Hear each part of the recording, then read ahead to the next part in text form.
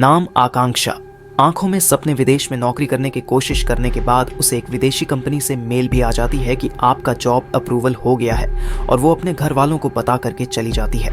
फिर कुछ महीने बीतने के बाद आकांक्षा के घर वालों को ये पता चलता है कि आकांक्षा विदेश में नौकरी करने नहीं गई है, बल्कि वो तो किसी घर के चबूतरे में है। और यकीन मानो, जब पुलिस वालों ने इसे रेस्क्यू किया तो उस चबूतर को में अप्रोक्ष 7 से 8 घंटे लगे।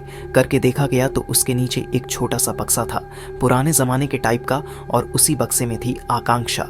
लेकिन उसके माता पिता तो पुलिस वालों को ये बयान दे रहे थे कि भाई मेरी बेटी आकांक्षा तो विदेश नौकरी करने गई है, तो ये कैसे संभव हो सकता है। संभव हो चुका था। और जब आप आकांक्षा की दुख भरी कहानी सुनोगे, जो कि इस कहानी का पहला पहलू ही होता है, और जब दूसरा पहलू सामने आता है वो तो आपके होश कर रख देगा।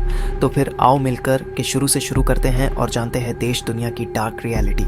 सो गाइस, ये कहानी शुरू होती है एक दास परिवार से, जिस परिवार में 3 लोग मौजूद होते हैं। पिता वी के दास, माता इंद्राणी दास और इन दोनों का इकलौता बेटा उदयन दास, जो कि एक बहुत ही रस परिवार होता है। और वही दूसरी ओर पश्चिम बंगाल के बंकुरा की रहने वाली देवेंद्र शर्मा की बेटी आकांक्षा, जो कि दोनों को ही मुलाकात उदयन दास और आकांक्षा की मुलाकात 2 साथ में फेसबुक पर होती है, जहां पर पहले दोनों की आम तौर पर दोस्ती होती है। दोस्ती के बाद बात आगे है। बात करते करते बात इतनी जाती है कि दोनों रिलेशनशिप में आ जाते हैं, जिसके बाद आकांक्षा अपना सपना शेयर करती है उदयन दास के साथ कि मुझे विदेश में नौकरी करना है। अब जैसा कि मैंने आपको बताया कि उदयन दास एक रईस परिवार से आता है, जिसका विदेश आना जाना आमतौर पर लगा ही रहता है। इसी के चलते उदयन दास ने उससे यानी कि आकांक्षा से कहा कि तुम चिंता मत करो, मैं तुम्हारी नौकरी विदेश में पक्की करवा दूंगा। और यह बात सुनकर के आकांक्षा बहुत खुश होती है और अब उसे ये लगने लगा कि मुझे मेरे सपनों का राजकुमार मिल चुका है, क्योंकि अब उदयन दास के माध्यम से ही आकांक्षा का सपना पूरा होने वाला था। और ऐसे ही समय भी बीतता जा रहा था। लेकिन एक दिन वो भी आता है जब आकांक्षा को एक विदेशी कंपनी से मेल रिसीव होती है कि आपका जॉब अप्रूवल हो चुका है, अब आप जॉब ज्वाइन कर सकते हैं। लेकिन बात ये थी कि वो डायरेक्ट विदेश नहीं जा सकती थी, उसे उदयन दास के पास जाना था, क्योंकि वही सब कुछ करवा के दे रहा था। पर वो घर वालों को ये बताती है कि वो विदेश जा रही है नौकरी करने के लिए, और अब पूरी तैयारी करके घर से निकलती है। लेकिन वो जाती है भोपाल उदयन दास के पास। भोपाल पहुंचने के बाद आकांक्षा उदयन दास के साथ अब लाइव इन में रहना शुरू कर देती है। हालांकि उदयन दास आकांक्षा को ये कहता रहता है, या फिर मैं ये कहूँ कि झांसा देता रहता है कि कोई बात नहीं, अभी प्रॉब्लम आ गई है, बहुत जल्दी मैं तुम्हारी नौकरी पक्की करवा दूंगा, तुम चली जाना। अब जहाँ तक आपको पता है कि वो दोनों रिलेशनशिप में आ ही गए थे, तो दोनों के लिए कॉमन सी बात हो गई थी। अब दोनों आराम से रह भी रहे थे, कोई प्रॉब्लम नहीं थी और सब कुछ नॉर्मल चलता जा रहा था। ऐसे ही समय बीतता गया। आकांक्षा आशा भी अपने घर वालों से बात करती थी सोशल मीडिया के माध्यम से, यानी कि फेसबुक के माध्यम से। वो इसलिए क्योंकि वो घर वालों को ये बता करके आई थी कि वो तो विदेश जा रही है, तो नंबर से कैसे बात करती, और अगर वो नंबर से बात कर लेती तो घर वालों को पता चल जाता कि वो तो भोपाल में है और किसी के साथ रह रही है। लेकिन एक दिन अचानक से उसे क्या हो जाता है, बाय मिस्टेक वो डायरेक्ट नंबर से ही कॉल कर लेती है अपने घर वालों को, और घर वालों को बता देती है कि मैं 18 जुलाई को वापस घर आ रही हूँ। हालांकि उसे तो पता ही था कि मुझे तो भोपाल ऐसे ही जाना है। फिलहाल दोनों को लाइव इन में रहते रहते अप्रॉक्स 6 महीने होने वाले थे, और इन्हीं 6 महीने में दोनों में अनबन होना शुरू हो रहे थे। देखो, यहाँ पर कारण अनेक है, जैसे कि 6 महीने होने को थे, लेकिन आकांक्षा जिसके लिए वहां पर आई थी, यानी कि विदेश नौकरी करने जाना था उसे, पर वो अभी तक नहीं जा पाई थी। दूसरा कारण ये है कि उदयन दास को उस पे शक होने लगा कि वो उसे इग्नोर करके किसी और से बात करती रहती है। और तीसरा कारण ये है कि उदयन दास को ये भी शक हो रहा था कि कहीं उसकी सारी सच्चाई आकांक्षा को पता तो नहीं चल गई। अब देखो, यहाँ पर जो भी हो, लेकिन इसका परिणाम बहुत ही घातक होता है। 19 जुलाई 2016 ये वो दिन था जब आकांक्षा के घर वाले उसके घर लौटने का इंतजार कर रहे थे। लेकिन इंतजार करते करते 19 जुलाई की सुबह से शाम हो जाती है। अब शाम से अगले 20 तारीख की सुबह हो जाती है, लेकिन आकांक्षा घर नहीं लौटती। अब घर वालों की चिंता लग जाती है। फिर 2 दिन बीतते हैं, 4 दिन बीतते हैं, और कुछ दिन बाद आकांक्षा फेसबुक से अपने घर वालों को बताती है कि आप लोग चिंता मत करिए, मुझे अचानक से काम आना था और मैं इसलिए नहीं आ पाई, और ना ही मैं आप लोगों को बता पाई थी। फिर आकांक्षा के घर वालों के जान में जान आई, रिलैक्स फील किए। फिर आगे चल के आकांक्षा फेसबुक के माध्यम से ही अपने घर वालों के टच में रह रही थी। फिर पता नहीं क्या होता है, जैसे जैसे समय बीत रहा था आकांक्षा अपने घर वालों से डिस्कनेक्ट होना शुरू हो जाती है। घर वाले भी परेशान हो रहे थे क्योंकि शुरू में तो 2 दिन में बात हो जाती थी, फिर वीक में, फिर महीने में, फिर 2-2 महीने में, और ऐसा करते करते 2-16 से 17 आ जाता है और अब 3-4 महीने बीत चुके थे। घर वालों की आकांक्षा से बिल्कुल भी बात नहीं हो पाई थी और फाइनली हार मान करके उसके घर वाले अब चले जाते हैं थाने रिपोर्ट लिखवाने के लिए। वहाँ पर बताते हैं कि लास्ट टाइम आकांक्षा ने बताया था कॉल करके कि वो घर लौटने वाली है।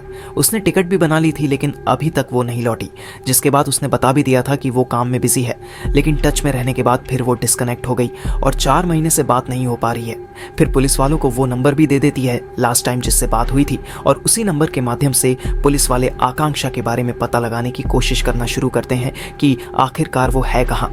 अब जैसा कि उसके घर वालों ने तो ये बताया था कि मेरी बेटी विदेश नौकरी करने के लिए गई है, लेकिन यहाँ पर एक कंफ्यूजन भी क्रिएट हो रहा था। अगर वो विदेश नौकरी करने गई है तो वो इंडियन नंबर से डायरेक्ट कॉल कैसे कर सकती है, और इसी कंफ्यूजन को क्लियर करने के लिए उस नंबर को पहले तो ट्रेस किया गया। ट्रेस करने के बाद पता चला ये नंबर तो भोपाल में एक्टिव है, ये 6 बाइक सिलेंडर लागू।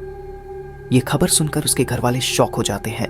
बाकी वो पुलिस वाले भोपाल की पुलिस से कांटेक्ट करती है और उस लोकेशन पर विजिट करती है जहां पर वो नंबर इंडिकेट कर रहा था। वहां पहुंचने के बाद पुलिस वालों की मुलाकात होती है उदयनदास से और वही उसका नंबर इस्तेमाल करता आ रहा था। और आपकी जानकारी के लिए बता दूं, उदयनदास ही आकांक्षा बन करके इतने समय से उससे बात करता आ रहा था, उसके घर वालों से, और इसलिए कभी भी घर वालों की व्हाट्सएप या फिर मैसेंजर कॉल वगैरह पे बात नहीं हो पाई थी। फिर उससे पूछताछ करी जाती है कि आकांक्षा कहाँ है। उसने बहुत ही पुलिस वालों को घुमाने की कोशिश करी कि वो जॉब करने के लिए विदेश कब की जा चुकी है, लेकिन उसका नंबर उसके पास था तो बहुत सवाल हो रहा था और इसलिए अब उसे थाने ले जाया जाता है। वहां पर उसकी सेवा पानी करी जाती है।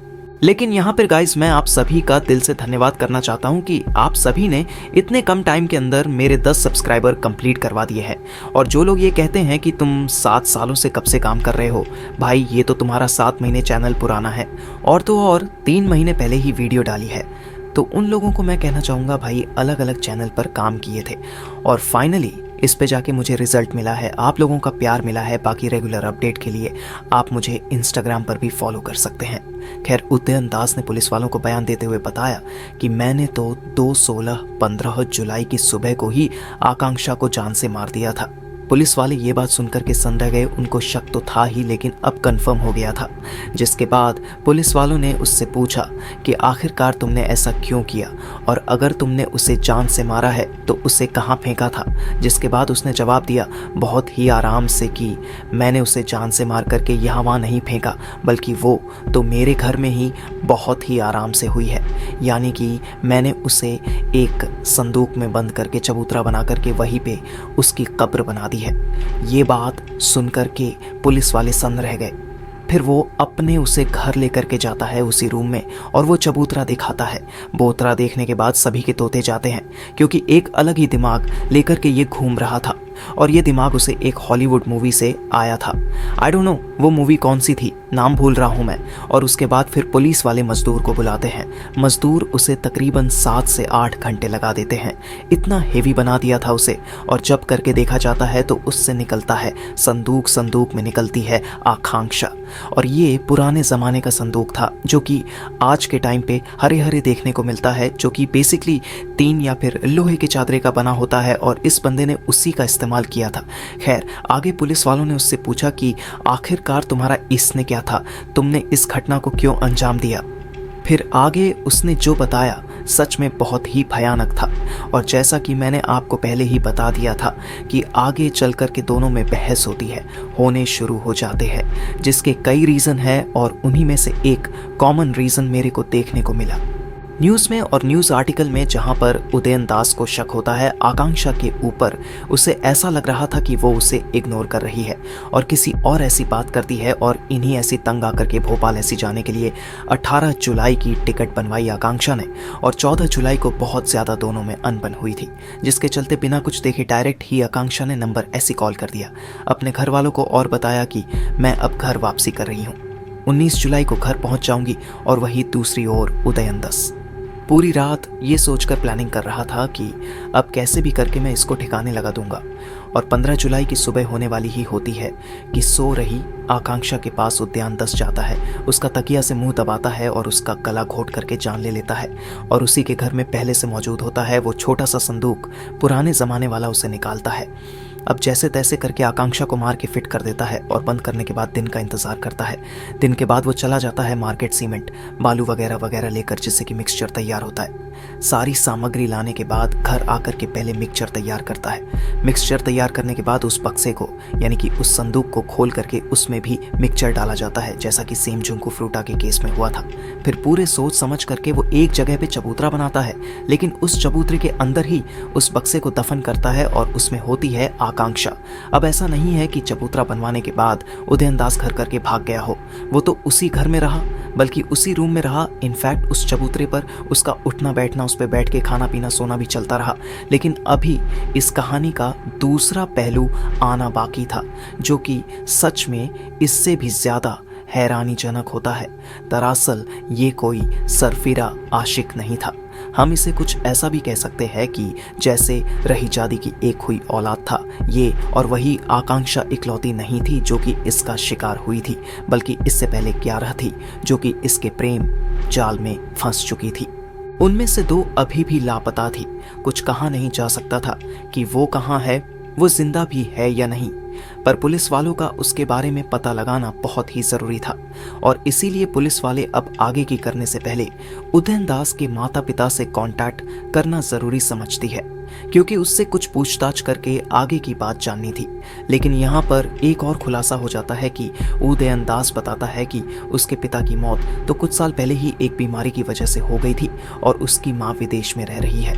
और जैसा कि मैंने आपको पहले भी बताया था कि ये किसी भी बात को सही तरीके से जवाब नहीं देता था, बहुत ही हेर फेर करता था, और इन्हीं हेर फेर के चलते पुलिस वालों को यहाँ पर अजीब लगा और सख्ती से फिर पूछताछ करनी शुरू कर दे।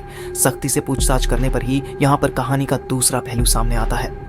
साल 2010 एक दिन बहुत तेज बारिश हो रही थी और ये बहुत ही बेहतरीन मौका था उदयनदास के लिए, और घर पर उसकी माँ थी। पिताजी कहीं बाहर गए हुए थे।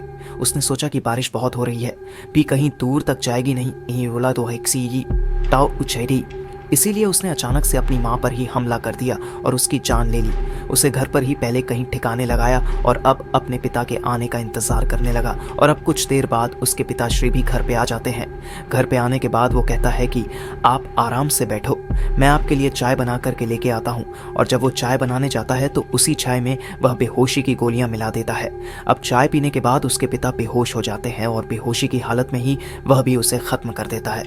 अब दोनों को ख़त्म करने के बाद वह अपने घर के आंगन में ही दोनों को दफन कर देता है। फिर उदयनदास पुलिस वालों को उसी घर पर लेकर के जाता है जिस घर को बेच करके उदयनदास अभी भोपाल में रह रहा था, और जिसको उसने भेजा था उसने मॉडिफाई कर लिया था, बदलाव आ गए थे, लेकिन फिर भी उसने बताया कि निशान लगा करके कि यहाँ पर मैंने दफन किया था। अब खुदाई शुरू होती है। खुदाई के बाद कुछ कंकाल मिलते हैं और उनका डीएनए किया जाता है। डीएनए कराने के बाद पता चलता है कि सच में ये तो इसके माता पिता ही है जो कि इसने खुद ही मार करके दफन कर दिया था। जिसके बाद सारे सबूतों और कुछ गवाहों को पेश करके इसे उम्र कैद की सज़ा हो जाती है और इस तरीके से इस कहानी का अंत हो जाता है। वैसे बहुत ही अजीब केस था यार। हमारे आसपास कौन कैसे घूम रहा है ये तो पता ही नहीं है, ये तो पता ही नहीं चलता ना कि उसने अपने माता पिता को मारा है अगर आकांक्षा का केस सामने ना आता तो। खैर दोस्तों, आज की आपको वीडियो कैसी लगी? और मैं आपको एक और दिल की बात बता दूं कि आज मैं जो है ना रात को वीडियो शूट कर रहा हूं। रात को 1 बजे से वीडियो शूट करना शुरू कर रहा था, बिकॉज उससे पहले भी स्क्रिप्ट लिख रहा था, और अभी हो चुके हैं सुबह के 4 और अब मैं चाहूँगा सोने के लिए। तो प्लीज़ यार, इतनी मेहनत कर रहा हूँ तो चैनल को सब्सक्राइब करना तो बनता है, और वीडियो को लाइक करो, और हो सके तो मेरे लिए यू कैन डू इट लिख दो, मेरा मोटिवेशन रहेगा। Bye bye.